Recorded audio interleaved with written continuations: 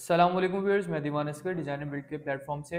Viewers, आज हम जिस टॉपिक पे डिस्कस करने जा रहे हैं उस टॉपिक के अंदर हम लोग जो है वो real estate market, behaviour of market के, इस वक्त मार्केट का जो बिहेवियर है वो रियल इस्टेट को लेकर क्या है, और ईद के बाद जो है वो मार्केट कैसी देखने को नज़र आ रही है। जैसे हमारी पहले प्रीवियस वीडियोज़ के अंदर हमने आपको बताया कि इलेक्शन के बाद मार्केट बेहतर होगी, फिर ईद के बाद, अब ईद के बाद की जो अपडेट है वो अभी तक की क्या है, और जो हमारी क्या क्या चीज़ें हैं जो हो रही हैं और क्या क्या चीज़ें जो है वो चेंज होने के चांसेस हैं, उसके मुतालिक हम इस वीडियो के अंदर बात करेंगे।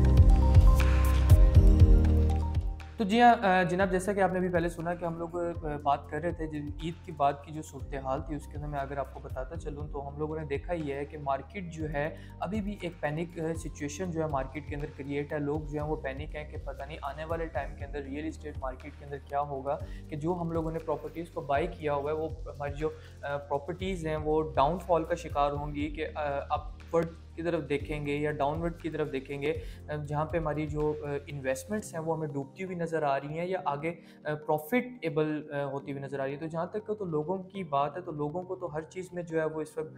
कीड़े ही नज़र आ रहे हैं, कि हमारी जो जितनी भी इन्वेस्टमेंट्स हैं या हमारी जितने भी मामलात हैं वो सारे चीज़ें जो हैं वो डूब चुकी हैं। लेकिन एज अ रियल्टर अगर हम आपको गाइड करते चलें, क्योंकि हम लोगों ने ऑब्वियसली आप लोगों की इन्वेस्टमेंट्स करवाई हुई हैं, तो उन इन्वेस्टमेंट्स को सिक्योर करना और उसमें आपको प्रॉफिट भी लेकर देना हम लोगों की जिम्मेदारी है। अगर मैं इस वक्त मार्केट की सूरत हाल की बात करता चलो, तो इस वक्त बाइंग टाइम है। अगर आप लोगों के पास पैसा है, आप लोग ने अपना जो पैसा है वो बैंकों में रखा हुआ है, और आप लोगों को एक है कि जैसे ही मार्केट बेहतर होगी तो तब हम बाइंग करेंगे, बिल्कुल ऐसा नहीं है। यही हमारी सबसे बड़ी गलती होती है कि जब बाइंग का टाइम होता है उस टाइम हम लोग जो है अपनी चीज़ों को बेच रहे होते हैं, जब चीज़ें बेचने का टाइम होता है तब चीज़ों को हम बाय कर रहे होते हैं। अब इस टाइम जो है वो जब मार्केट डाउन है, हर बंदा पैनिक सिचुएशन में है और लोग कह रहे हैं कि हम अपनी प्रॉपर्टीज़ को बेच दें। पेमेंट टर्म्स के अंदर भी आपको जो है वो देखने को मिलता है कि फ्लेक्सिबिलिटी मिल जाती है। पेमेंट्स टर्म्स आप अपनी मर्ज़ी की बनवा सकते हैं, 3 महीने 4 महीने में आपको जो है वो पेमेंट चीज़ की करनी होती है। तो आप इस टाइम के अंदर चीज़ को बाय करें, जब आपको आपका मुँह मांगा रेट चीज़ का दिया जाता है, आप चीज़ को बाय करें।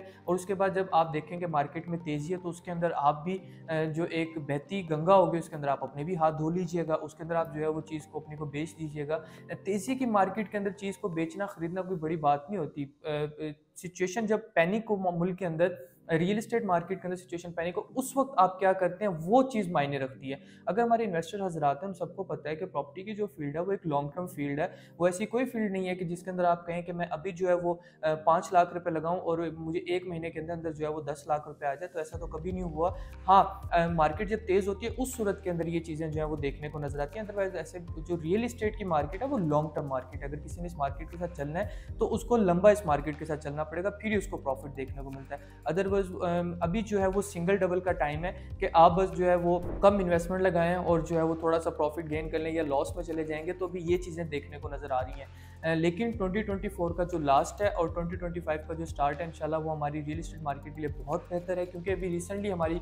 हुकूमत जो वो $1 अरब जो है वो कर्ज की सूरत में वापस किया है, और उसके बाद आगे आने वाले 6-7 सालों में या आगे आने वाले जो टाइम है उन्होंने 4-5 अरब जो है वो भी और भी वापस करना है। लेकिन उसके बरक्स होगा ये कि अभी जो वो अपनी एक स्टेबिलिटी बनाने की कोशिश कर रहे हैं मुल्क के अंदर, कि हम IMF को एक शो करवा दें कि हमने आपको जो है कर्ज अगर आपसे लिया था तो कुछ अमाउंट आपको हमने वापस भी किए, क्योंकि उन्होंने भी $1 बिलियन अभी और भी उनसे कर्ज जो है वो लेना है। अभी जो रिसेंटली मीटिंग हुई थी जिसके अंदर उन्होंने IMF से जो है वो भी रिक्वेस्ट की थी लोन की, एक दोबारा उन्होंने लोन लेना है। और उसके अलावा जो है वो एमएनएसटी स्कीम, जिसकी वजह से हमारी रियल इस्टेट मार्केट जो है वो बेहतर हमें देखने को नज़र आएगी एमएनएसटी स्कीम की वजह से। क्योंकि रिसेंट इराज के अंदर जितनी भी एमएनएसटी स्कीम्स आई हैं उससे रियल इस्टेट को बहुत फ़ायदा हुआ है। और अगर अभी भी हम देखें तो हमारे पास रियल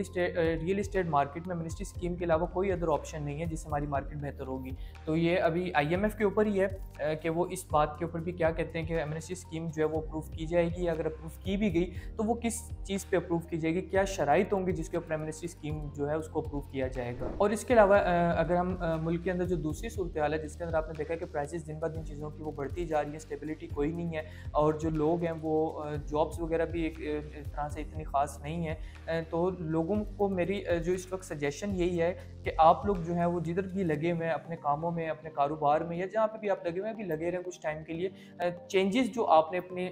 लाइफ में या अपने जो ऑफिस वगैरह या अपने जो काम कारोबार में, जैसे लोग जो हैं वो एक जॉब से दूसरी जॉब की तरफ चले जाते हैं, तो उन लोगों को मेरा सजेशन ये है कि अभी जो 2024 है इसको आप ऐसे ही गुजारें, जो 2024 का लास्ट होगा, 2025 का जो स्टार्ट होगा, ये मेरी प्रिडिक्शन है कि इंशाल्लाह हमारे मुल्क के हालात काफ़ी बेहतर हो चुके होंगे और हमारी जो रियल एस्टेट मार्केट है वो काफ़ी बूम कर चुकी होगी। तो अगर जिन लोगों ने अभी तक अपनी जो चीज़ें हैं उनको होल्ड किया हुआ है, अपने प्लॉट्स, अपने घर हैं, अपने अपार्टमेंट्स हैं, अपनी शॉप्स हैं, कमर्शियल यूनिट्स हैं, कुछ भी फाइल्स वगैरह उनको होल्ड किया हो तो आप अभी होल्ड रखें। इंशाल्लाह इस साल के लास्ट में और 2025 का स्टार्ट जो है वो आपकी प्रॉपर्टीज़ के लिए, फाइल, प्लॉट, एवरीथिंग के लिए आपके लिए बहुत फ़ायदेमंद साबित होगा। अगर आप इस तरह की मज़ीद मालूमाती वीडियोज़ देखना चाहते हैं तो आप हमारे चैनल को सब्सक्राइब कर सकते हैं, और अगर आप किसी किस्म की इन्फॉर्मेशन लेना चाहते हैं तो आप नीचे कमेंट भी कर सकते हैं और नीचे दिए गए नंबर पर हमसे रब्ता भी कर सकते हैं। दीवान को दें इजाज़त। अल्लाह हाफ़िज़।